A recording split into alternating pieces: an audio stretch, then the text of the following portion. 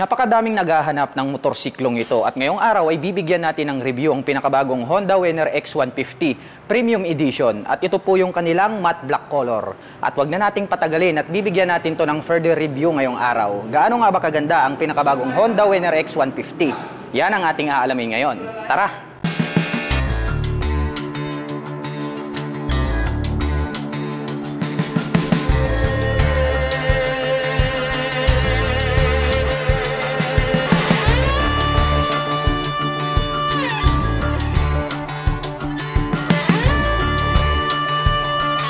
Ito po ang pinakabagong Honda Winner X150 at ang ating nasa harap ngayon, ito po yung tinatawag nila na Premium Edition at ang kulay na ito po yung matte black color.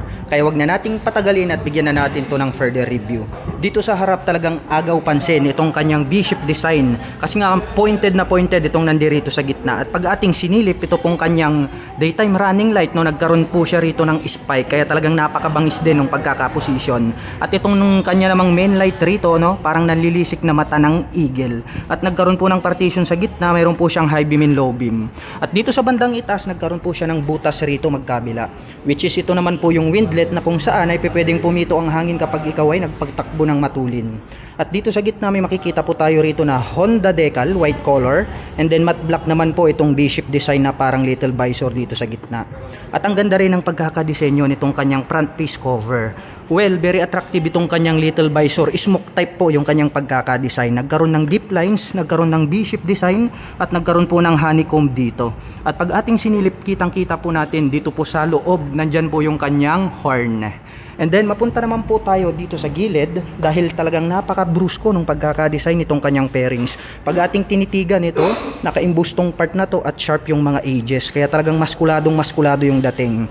At may nakita lang ako rito na isang decal which is gold color naman siya. Minimalist decal lang po yung kanilang nilagay rito.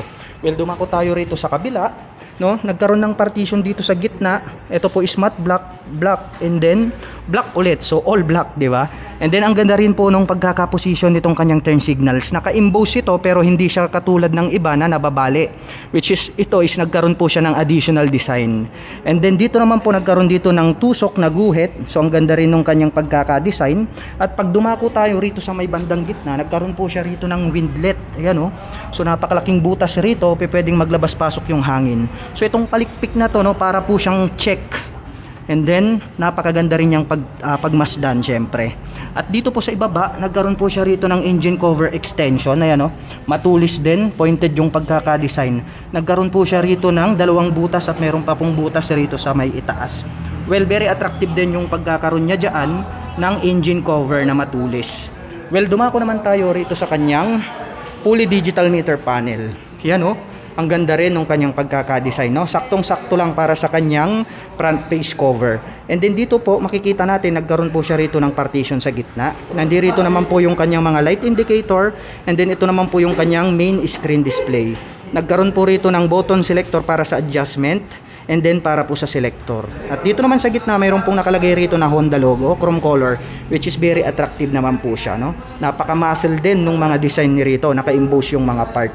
At mapunta naman tayo rito sa mga button, mayroon po siya ritong high beam and low beam. May pa-switch na rin siya rito.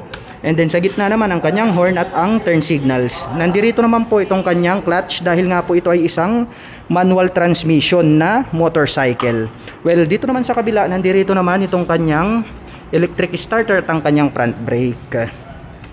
At dito pala mga ka-LM, mapunta muna tayo rito sa kanyang front suspension kasi nga very attractive. Ayan, oh, gold color yung kanilang ginamit dito na traditional telescopic fork. At ang kagandahan niya, nagmatch po yung color dito po sa kanyang Nissin na single pot caliper. Gold color din siya kaya talagang very attractive tong dalawang to. And then mayroon naman po siya ritong single rotor disc brake na flower design. Ang kanya naman po ritong mags is matte black color na Y design. At ang sukat po ng gulong dito sa harap, ito po ay mayroong 90 by 80-17. At dito naman po sa kanyang front fender, ang ganda rin ng pagkakadesign, no? Pointed din, no? Pero may makikita po tayo rito na extension. So mahaba rin po hanggang rito sa likuran. At dito naman po ay may makikita tayo na nakalagay na ABS in silver color. So ang kagandahan po nitong ating Honda Winner X150 ay equipped na po siya ng anti-lock braking system. So once po na nag front brake tayo, pagdating sa mga sudden stop, hindi po maglalak itong ating preno sa harapan. So hindi po magi-skid itong ating gulong at hindi magwawabol ang ating manobela pagdating sa mga sudden stop. Well, ang ABS kasi ay nakakapagbigay po ng smooth na braking power. Kaya talagang very safe yan pagdating sa mga ganong situation. Well, balik naman tayo dito sa ibaba. Pagdating sa kanyang ignition, ito po ay equipped with smart keyless system. Kaya kung inyong makikita, nagkaroon na po siya rito ng knob selector. At ang kagandahan yan, included na rin po rito yung kanyang seat opener.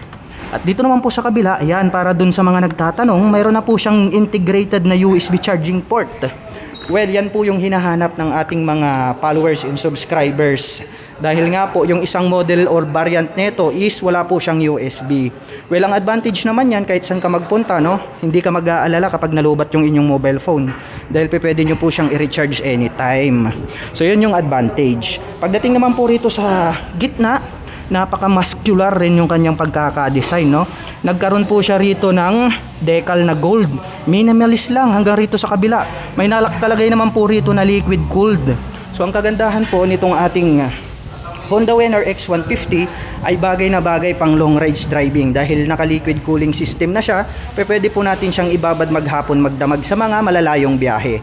And then katabi naman nito may nakalagay po rito na DOHC.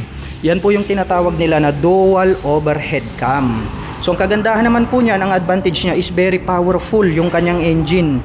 So 2 times stronger po siya kaysa dun sa mga naka-single overhead cam. Well, paano natin gagamitin yan? Pagdating po sa mga arangkada or akyatan, doon po lalabas yung kanyang power. At the same time, pag kinarera kayo na mayroong angkas, hindi kanila mahahabol dahil mas malakas po siya pag mabigat yung kanyang dala. So doon po lumalabas yung power ng naka-dual overhead cam. Well, dito naman po sa gitna, makikita natin sa bandang ibaba, nagkaroon ng parang hasang ng pating rito. May dalawang butas rito sa dulo at saka sa dulo. And then dumako naman tayo dito sa kanyang engine. Ayan, oh. Batay po sa Honda, ito po ay engine ng CBR. At dito naman po natin matatagpuan itong kanyang shifter. So ito pong ating Honda Winner X150 ay equipped po ng 6-speed manual transmission. At ang kagandahan niyan ay meron na rin po siyang assist in sleeper clutch. So pagdating naman po sa downshifting, effortless na rin, no? Papitik-pitik ka na. Dahil nga po mas lalong pinabilis yung kanyang gear process sa kanyang transmission. Well, dumako ulit tayo rito sa ibaba. Nandirito naman itong kanyang pillion step para sa ating back rider. So may cover po ito na rubber. And then attractive din po itong kanyang zinc alloy na silver color na brace. At nandirito naman itong kanyang side stand at ang kanyang center stand. At dito sa gitna, nandirito naman po itong kanyang pillion step para sa ating back rider. Well, yung color is silver, not fadable. Ayan, very durable yan mga ka-LM kasi nga po zinc alloy yung kanilang ginamit. And then silver color, nag-complement yung color niya dito sa kanyang mga brace. At mapunta naman tayo rito sa kanyang side cover. Ayan, machong macho yung dating. Ang daming mga naka-emboss deep lines. And then naka-emboss tong part na to. May nakalagay po rito na Winner X. Ayan, 3D emblem po yan na naka-emboss gold yung color. Kaya talagang bagay na bagay dito sa kanyang pagka-matte black. Well, dito naman po sa ibaba, nagkaroon po siya dito ng chain protector. Ang haba rin ng pagkaka-design, no? So napakaganda rin. Square type naman po itong kanyang swing arm at yung tip is silver. Kaya nag-complement yung color, no? Very attractive din po siya. Well, pagdating naman po sa mga sukat ng gulong, makikita natin rito mayroon po siyang 120/70/17. Well, pag ang inyo pong gulong ay makapal, ibig sabihin is nakakapagbigay po yan ng added stability in any road condition. So yun ang kagandahan nitong ating Winner X150 dahil nga po makapal yung kanyang gulong. Well, dito naman po sa itaas, nandirito naman itong kanyang integrated na grab bar. Ayan, sturdy pills, maganda naman po yung kanyang dating. So parang metallic black naman po yung kanyang color. At dito po sa dulo, may makikita po tayo rito na Honda Decal white color. Matulis din po yung pagkaka-design nitong kanyang taillight cover. At pag ating sinilip itong kanyang taillight, ayan, no? Ang ganda rin ng pagkaka-design, no? Para po siyang shovel or yung pala. Well, pagdating naman po rito sa kanyang turn signals, naka-pop up po. Ayan, naka-emboss itong kanyang turn signal. So iwasan na lang po natin na maisagi dun sa mga matitigas na bagay dahil pwedeng mabali. Pero ang kagandahan yan is naka-LED type na po ang kanyang lighting system. At itong naka-emboss na part na to, pag ating sinilip, mayroon po siya ritong plate light. May added reflector lights dito sa gitna. And then, ito pong kanyang rear fender. Ito na po yung nagsisilbing kanyang plate holder. Well, dumako naman po tayo dito sa kanyang rear braking system. Hanggang sa harap, hanggang dito sa likod mga ka-LM is equipped po siya ng single rotor disc brake na flower design. And then yung kanyang single pot caliper is gold. Ganon din po sa harap. And then Nissin brand po yan. Kaya talagang napakaganda ng kanyang mga color combination. Well, dumako naman tayo rito sa kanyang stock pipe. Ayan o. Matte black din po yung kanyang heat protection guard at yung kanyang tip. So single coral lang naman po siya pero sporty yung kanyang datingan.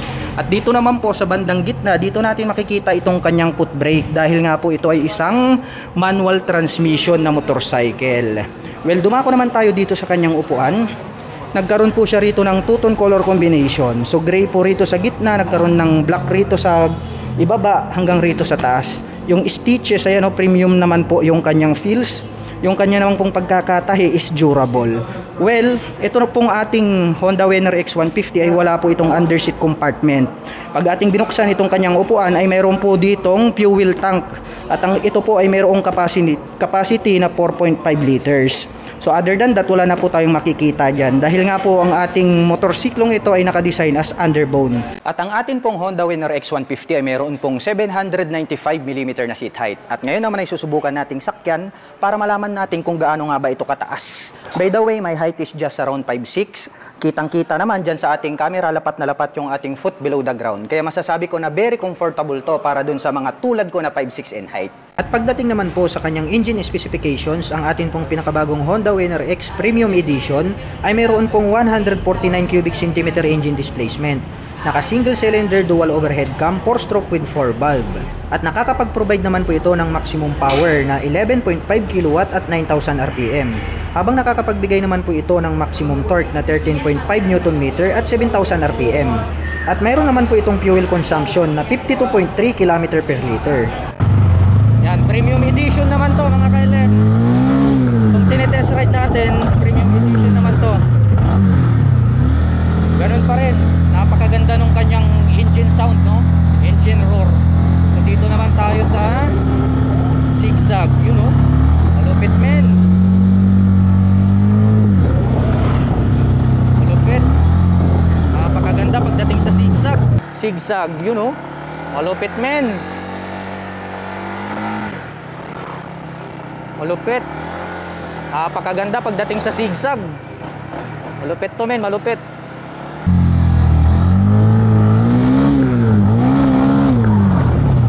Tapos itong ating front braking system, kahit na sudden stop, bigla ang preno, no problem. Balik tayo rito. Napakaganda na talagang banking mga ka-LM, oh. You know.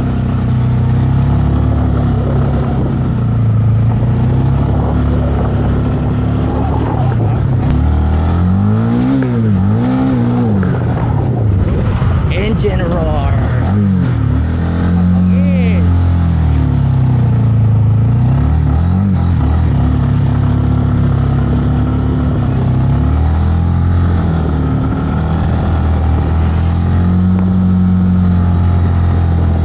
Lupit men, lupit. The best. Duck.